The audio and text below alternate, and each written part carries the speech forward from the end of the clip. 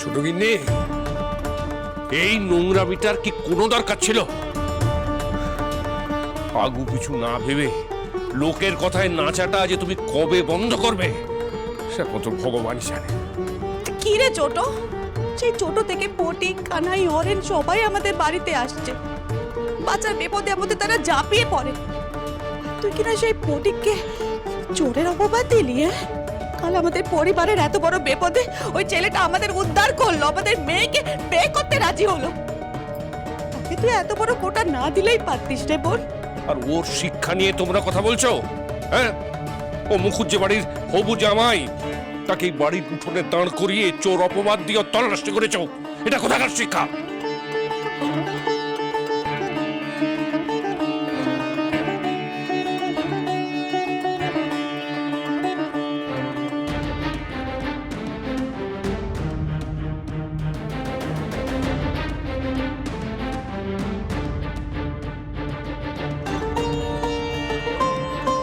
গিয়ে বাড়িতে দেখি তোর একটা কথারও দাম দেয় না কেউ। সই ছেলে বৌমা স্বামী সবাই মিলে তোকে এতগুলো কথা শুনে দিয়ে চলে গেল, তুই শুনলি রে? তুই তো জানিস আমি ওনার মুখের উপর কথা কইতে পারি নে। সে তো স্বামী বলে বলি, ছেলে বৌমা তারাও কি তোকে শাসন করবে না কি? এখন থেকে চালনা করবে তোকে? হলো সত্যি করে একখানা কথা বল দেখিনি সই। আর যদি আমার মেয়ে বাড়ির বৌমা হতো তাহলে সে কিন্তু সাতচরে রা কাটতো নে। তুই ঠিক হোস বা ভুল, সে কিন্তু কোমর বেঁধে তোর পাশে ডেরাতো, এ আমি হলফ করে বলতে পারি। সতীন নিয়ে ঘর তুইও করছিস, না সেও করবে, কিন্তু তোর একখানা বল তো হবে। পারলে আমার কথা কানা একবার ভেবে দেখিস সই। আর রাস সম্পূর্ণরূপে হাতের বাইরে বেরিয়ে যাওয়ার আগে পারলে টান দিস।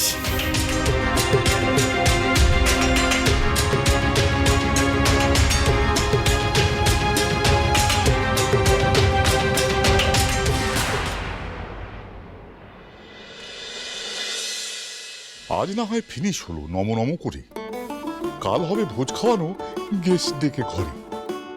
কাদের ডেকে ভোজ খাওয়ানোর কথা হচ্ছে বাবা? আপনার প্রজাদের? কেন, তোমারও প্রজা আছে বুঝি? যত কথা বাজে, ঢুকতেই হবে ওকে এসে বড় বউয়ের মাঝে। এমনি এমনি তো আর ঢুকছি না বাবা, আপনার ভালোর জন্য ঢুকছি। গুল মারাটা বন্ধ করো। ইয়ে, তুমি ভাববে আমার ভালো, এও মানতে হবে। আপনি আমাকে যাই ভাবুন না কেন বাবা, আমি তো এ বাড়ির বড় বউ, তাই এ বাড়ির ভালো মন্দের কথা তো আমাকে ভাবতেই হবে। এই মেরেছে, ইয়ে আজ কি সূর্য ছুটি নিয়েছে, ওঠেনি আকাশে?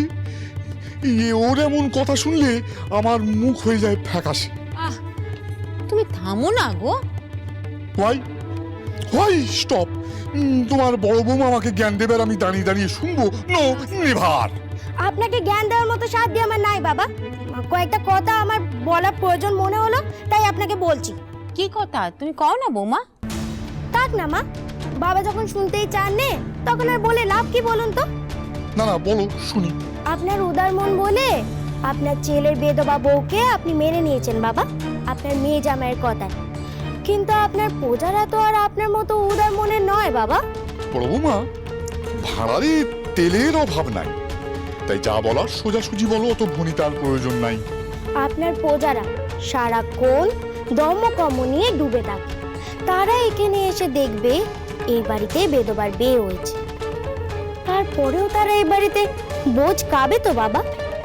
নাকি আপনার মতো দম হারানো জমিদারকে তারা বাহবা দেবে? ভেবে দেখবেন কিন্তু বাবা।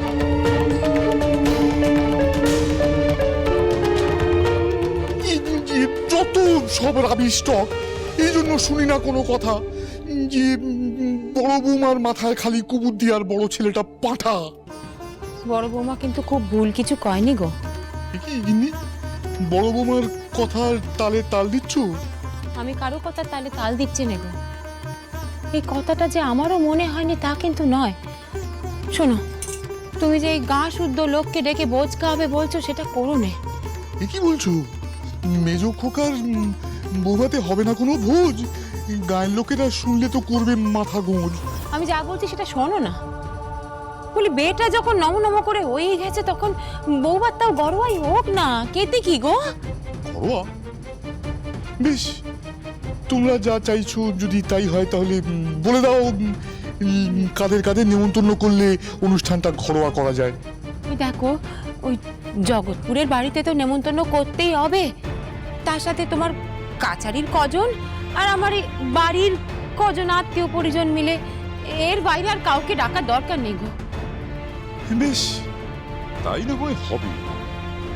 কিন্তু গিন্নি, আজ বাদে কাল যখন মেজ খোকার হাতে জমিদারির ভার দেব, তখন এই গোটা ফরাসডাঙ্গার প্রজার সামনে পারবে তো নিজের মেজ বৌমাকে লুকিয়ে রাখতে?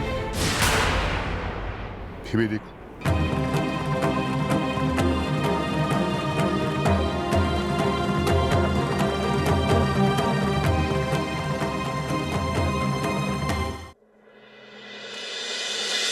বৌমা, বৌমা, হ্যাঁ বাবা। ফরাসডাঙ্গা থেকে চিঠি এসেছে। কিসের চিঠি? আজকে চাঁদো আর নরেনের বৌভাত, বেয়াইমশাই নেমন্তন্ন করে চিঠি পাঠিয়েছে। সুবল কাকা, আজ নিশ্চয়ই সেখানে খুব ধুম হবে। পেল্লাই খাওয়া দাওয়া হচ্ছে নিশ্চয়ই। হ্যাঁ, আরে বউ, ওই যে বাবুজিটা যে বিদেশি খানা পিনা রাখতো, আরে কি যেন নাম, কি যেন নাম, আরে বলো না। ইসমাইল খুড়ো। হ্যাঁ, সে আসছে নিশ্চয়ই।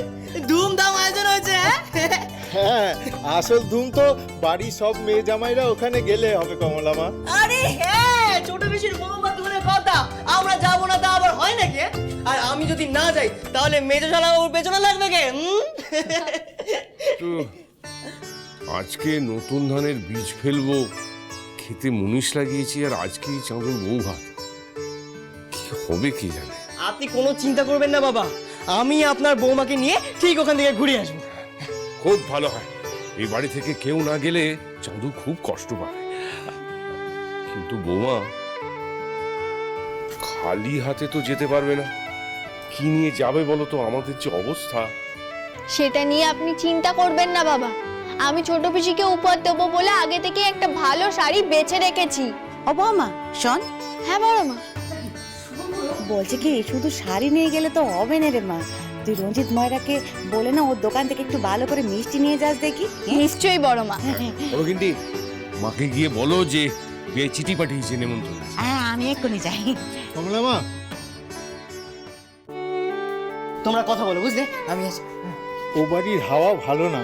গিন্নিমা নতুন বৌমাকে মেনে নিতে পারেনি। তোমার একবার যাওয়া দরকার ওখানে। তোমার মেজ বৌদি খুব কষ্ট পাচ্ছে ওখানে।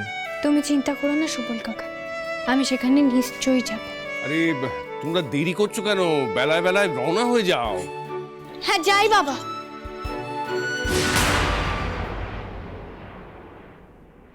আজ তুমি এই বাড়ির বাইরে পা রাখবে না বৌমা, তোমার আজ কোথাও যাওয়া হবে না।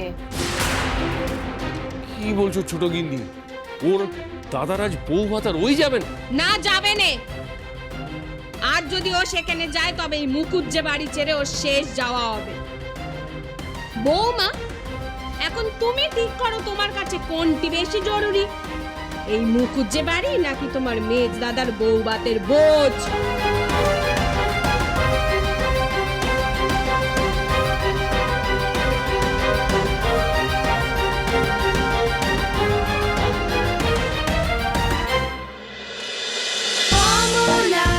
শ্রীমান পৃথ্বী